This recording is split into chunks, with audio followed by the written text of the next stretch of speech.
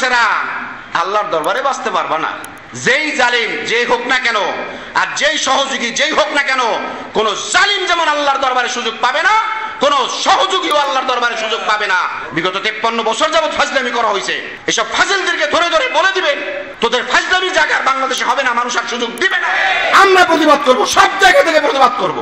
এবং জুমার খুতবা এটার জন্যই জালেমদেরকে ধরে ধরে বলে দিতে হবে এই যে এই নাম্বারের জালেম, এই জালেম থেকে সাবধান হন।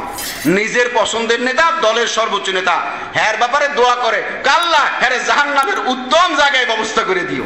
বাংলাদেশের রাজনীতি পরকাল বরবাদ হওয়ার বড় একটা কারণ। ডকুমেন্ট বাংলাদেশের কিছু মানুষ এমনও আছে যারা বলে সকল ক্ষমতার উৎস জনগণ। সকল ক্ষমতার উৎস কে? আল্লাহ।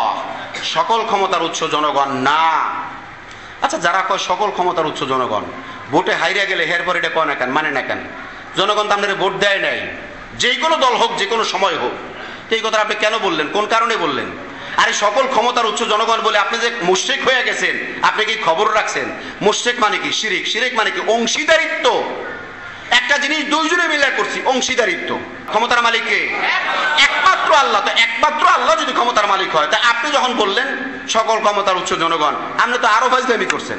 আপনি তো এইটা বলেন নাই আল্লাহ ক্ষমতার উৎস, জনগণও ক্ষমতার উৎস, বরং আপনার সকল ক্ষমতার উৎস জনগণ বইলা আপনারা কেমন আল্লাহরে বাদ দিয়েই দিছেন। বাপ ভঙ্গিতে বুঝায় না সকল ক্ষমতার উৎস জনগণ, এটা তারা ভাবে বুঝায় না যে আল্লাহকে বাদ দিয়েই দিছে। অন্তত একটু রাখলেও তো হইতো, কি বলেন, ঠিক কিনা? আচ্ছা, আল্লাহর 100% ক্ষমতা, এটার মধ্যে 1% সকল ক্ষমতার উৎস জনগণ, এই জায়গায় আমরা অল্প একটু ভাগ দিয়ে দিলাম, বাকিটা আল্লাহ, তাইলে তো কোনো সমস্যা নাই। এটা করলেও তো হইতো, নাকি কোন, ঠিক কিনা? আল্লাহর কসম করে বলি, আল্লাহর কসম করে বলি, আবার বলি উকসিম বিল্লাহিল আযীম কসমান বিল্লাহ, আল্লাহর নামে কসম করে বলি, আল্লাহর ক্ষমতা একক ক্ষমতা। এই ক্ষমতার মধ্যে নবীকে পর্যন্ত অংশীদারিত্ব করা হয় নাই। যেই নবী, নবীদের নবী সাইয়্যিদুল মুরসালিন রাহমাতুল লিল আলামিন মুহাম্মাদুর রাসূলুল্লাহ সাল্লাল্লাহু আলাইহি ওয়াসাল্লাম, তাকে এত পাওয়ার দেওয়া হয়েছে, এত মাকাম দেওয়া হয়েছে, মাকাম মাহমুদা যাকে দেওয়া হয়েছে, এত সম্মান দেওয়ার পরেও যাররা পরিমাণ অংশীদারিত্ব, আল্লাহর কোন অংশীদারিত্বের মধ্যে, আল্লাহর কোন ক্ষমতার মধ্যে, আল্লাহর কোন পাওয়ারের মধ্যে যাররা পরিমাণ অংশীদারিত্ব দেওয়া হয় নাই। যদি নবী মুহাম্মদকেই দেওয়া না হয়, তাহলে আপনি আমি কোন জায়গার কে বোঝার দরকার আসেনি? আমি বারবার বলি, কয়েক বছর যাবত বলেছি, ভাই আপনি কোন দল করবেন এটা আপনার পার্সোনাল ব্যাপার। আমি কোন দলের ব্যাপারে আপনারা সাজেস্ট করি না, কোন দলের ভালো মন্দের ব্যাপারে আমি মসজিদের মধ্যে অন্তত কোনোদিন বলি না, আমার লেখায় বলায় আমি এগুলি বলি না। শুধুমাত্র জালিমদের ব্যাপারে বলি, যে জুলুম করছে, দল যেটাই হোক, ঠিক কিনা? শুধুমাত্র জালিমদের ব্যাপারে বলি, দল যেটাই হোক, যে জুলুম করছে, জালিম, খুনি, গুম করে, ডাকাতি করে, লুটপাট করে, এরা যারা হোক তাদের ব্যাপারে আজীবন বলছি এবং বলবো। কিন্তু দলের ব্যাপারে আমি কোনো মন্তব্য করি, এই দল ভালো, এই দল খারাপ। হ্যাঁ, এইটা বলছি এজ এ দল হিসেবে অবশ্যই আমি একজন আলেম হিসেবে ইসলামী সকল দলকে আমি সাপোর্ট করব, জেনারেল সকল দলকে আমি সাপোর্ট করব না। কেন? এটা জেনারেল আর ইসলামের কারণে না, এটা এই কারণে উনি ঘোষণাই দেয় আমি সংসদে গেলে গণতন্ত্র কায়েম করব, উনি কোরআনের কথা বলে না। আর ইসলামী দলগুলো বলে আমি সংসদে গেলে কোরআন কায়েম করার চেষ্টা করব, এই কারণে আমি এনাকে সাপোর্ট করি। বিষয়টা ক্লিয়ার? তাইলে আপনাকে বুঝতে হবে আমি কি কারণে সাপোর্ট করছি, কোন দলকে সাপোর্ট করছি। হ্যাঁ, আমি ইসলামী সব দলকে সাপোর্ট করি, গণতন্ত্রের সব দলকে সাপোর্ট করি না, তবে তাদের বিরোধিতাও করি না। তারা তাদের মতো করতে থাকো। কেন করি না? ওই যে তারা বলে গণতন্ত্র কায়েম করব, ওই কারণে। আর ইসলামী দলকে কেন সাপোর্ট করি? এনারা বলে কোরআন কায়েম করব, এই কারণে। আর আপনি কেউ করবেন, ওইটা আপনার ব্যাপার। তো আমি বলবো ভাই, রাজনৈতিক কোনো দলের কথাও না বলি, কোনো বিষয় না বলি, কোনো ব্যক্তির ব্যাপার না আনি। কিন্তু আমি বারবার বলছি ভাই, এই কথাটা কেউ বইলেন না যে জনগণ সকল ক্ষমতার উৎস, তাইলে আপনি ইমানদার থাকেন না, আপনি যেই দলেরই হন না কেন, যেই পর্যায়ের নেতা হন না কেন।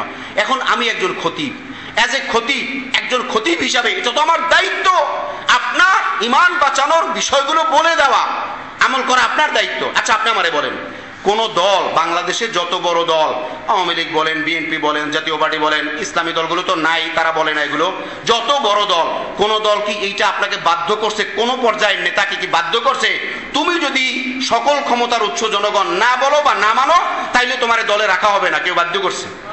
তাহলে আপনি কি লেগে এটার মধ্যে যান? হ্যাঁ, বলবেন নেতারা বলছে, আর নেতা তো মূর্খ। নেতা তো মূর্খ, মানে জাহেলে মুরাক্কাব, মানে মূর্খর কারখানা, মূর্খর ফ্যাক্টরি।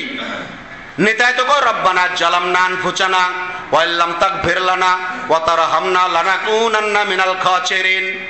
সব এমন কেরামারা করছে যেটার শুদ্ধ করা তো দূরের কথা, মানে কাউন্টই করা যায় না, এমন বেতাল করছে। নিজের পছন্দের নেতা, দলের সর্বোচ্চ নেতা, হ্যার ব্যাপারে দোয়া করে কাল্লা হ্যারে জাহান্নামের উত্তম জায়গায় ব্যবস্থা করে দিও। পাগল কি আর গাছে ধরে? দক্ষিণ অঞ্চলে শুধু কয় বলদ যদি আতালে নাও যায় তাহলে বলদ কিন্না উজান যায় না। এত বড় মূর্খ! তুমি কি তামাশা পাইছো? তুমি আল্লাহর দরবারে মুনাজাত করছো, হোকটা রাজনৈতিক মুনাজাত, এটা তো নাটক না, এটা তো অভিনয় না। তুমি আল্লাহর দরবারে ডাকতেছো, আল্লাহর দরবারে বলতেছো হ্যাঁ রাজনৈতিকই হোক, তোমরা সবাই প্যান্ট শার্ট পরা, তোমরা সবাই ধর্মের ব্যাপারে মূর্খ, তাও তো তোমরা আল্লাহকে বলবা আল্লাহ আমার নেতাকে তুমি জান্নাতের উত্তম জায়গায় ব্যবস্থা করে দাও। তার মানে বোঝা গেল তোমার তো কথার কোনো তালই নেই। তুমি তোমার নেতারে জাহান্নামের উত্তম জায়গায় ব্যবস্থা করার জন্য বলো, তাহলে তোমার তেন পাগলার বড়টা আসেনি? কিসের রাজনীতি? ফাজলামি। বিগত 53 বছর যাবৎ ফাজলামি করা হয়েছে। এসব ফাজিলদেরকে ধরে ধরে বলে দিবেন তোদের ফাজলামি জায়গার বাংলাদেশে হবে না, মানুষ আর সুযোগ দিবে না, কাউকে আর ফ্যাসিস্ট হওয়ার সুযোগ দেওয়া হবে না। কি বলেন ঠিক কিনা? আমরা প্রতিবাদ করব, সব জায়গা থেকে প্রতিবাদ করব, এবং জুমার খুতবা এটার জন্যই জালেমদেরকে ধরে ধরে বলে দিতে হবে এই যে এই নাম্বারের জালেম, এই জালেম থেকে সাবধান হন। এটা নেতার বিরোধিতা না, জালিমের বিরোধিতা। আজকে যদি আমরা আগে থেকেই প্রতিবাদ করতাম তাহলে এরকম বড় বড় জালিম বাংলাদেশে গজাইতো না, আর এইরকম করে আমাদেরকে কষ্ট করতে হইতো না।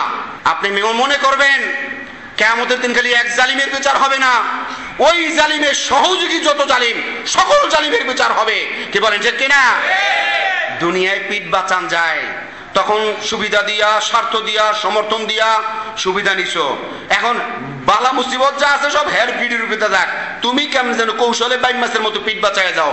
এইরকম বাইম মাছ আসেনি, এক দুইটা নি, হাজার হাজার লক্ষ লক্ষ দলগত ভাবেও আছে। ও বাইম মাছেরা, আল্লাহর দরবারে বাঁচতে পারবা না। যেই জালিম যেই হোক না কেন, আর যেই সহযোগী যেই হোক না কেন, কোন জালিম যেমন আল্লাহর দরবারে সুযোগ পাবে না, কোন সহযোগীও আল্লাহর দরবারে সুযোগ পাবে না। জালিম যেমন আল্লাহর দরবারে নিকৃষ্ট প্রাণী, জালিমের সহযোগীও আল্লাহর দরবারে নিকৃষ্ট প্রাণী। কি বলেন ঠিক কিনা? সতর্ক হওয়ার দরকার আছে কি নাই? এবার আসেন আমরা একটু বিষয়টাকে বোঝার চেষ্টা করি।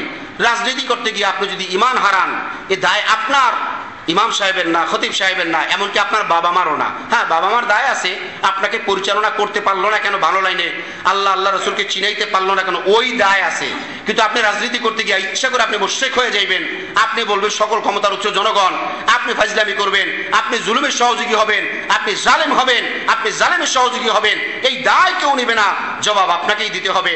পরকাল দুনিয়ার আমলের মাধ্যমে অথবা রাজনীতির মাধ্যমে পরকাল বরবাদ না হয়, এ ব্যাপারে সবার সতর্ক হওয়ার দরকার আছে কি নাই?